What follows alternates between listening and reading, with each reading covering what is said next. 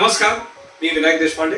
बचतीचा महामार्ग या आपल्या चॅनलमध्ये आपल्या सर्वांचं स्वागत. मित्रांनो, मला सर्वांना माहिती आहे की दिवाळी अगदी आता 2 दिवसावर येऊन पोहोचलेली आहे आणि दिवाळीची बाहेर सगळी लगबग चालू आहे.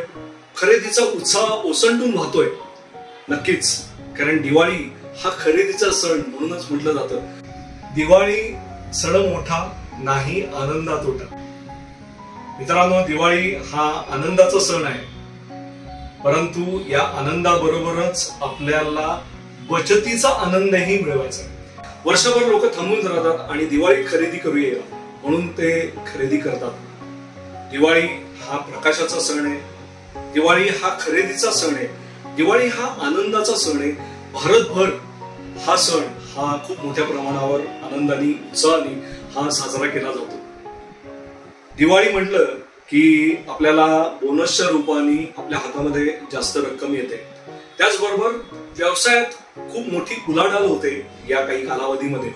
आणि खूप मोठी उलाढाल म्हटलं की खूप सारा फायदा, आणि खूप सारा फायदा म्हणजे खूप सारा पैसा हा आपल्या हाती येतो. तर मित्रांनो, हा जरी हातात पैसा आला तरी मात्र तुम्हाला एक माहिती आहे की पैसा आला की त्याच्या खर्चाच्या वाटा या मात्र नक्कीच त्याला जास्त फुटतात.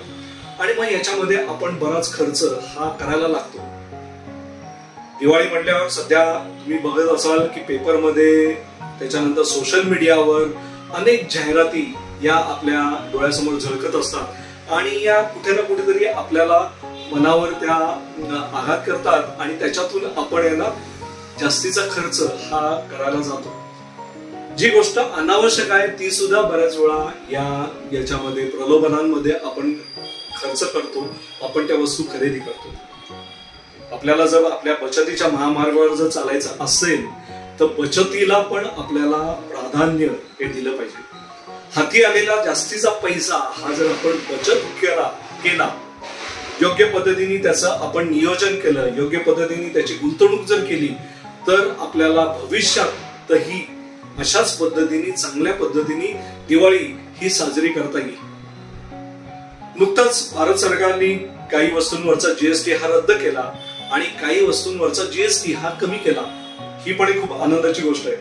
2 दिवसापूर्वी मी पेपरमध्ये बातमी वाचली की महागाई दर हा सुद्धा 2% कमी आलाय. तर हे सगळं अतिशय चांगलं असं वातावरण आहे जे आपल्या खरेदीला पोषक आहे आणि त्याचबरोबर आपल्या बचतीलाही पोषक आहे.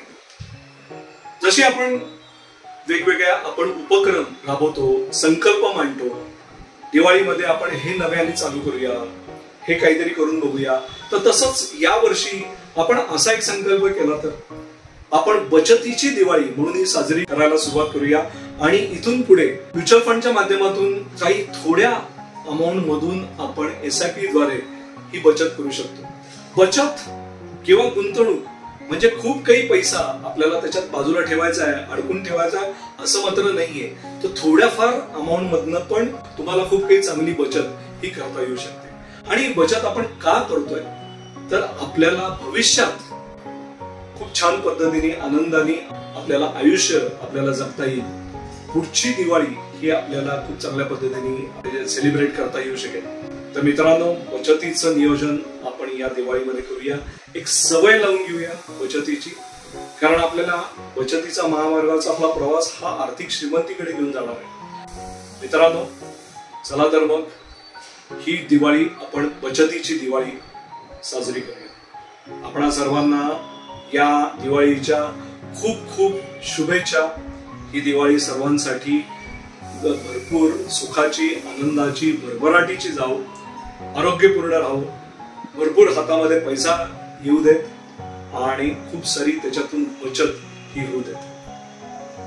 आजचा आपला एपिसोड जर आपल्याला आवडला असेल तर जरूर सबस्क्राईब करा, जास्तीत जास्त लोकांपर्यंत पोहोचवा आणि या बचतीच्या महामार्गावरच्या प्रवासामध्ये आपण सर्वांना सामील करू. धन्यवाद.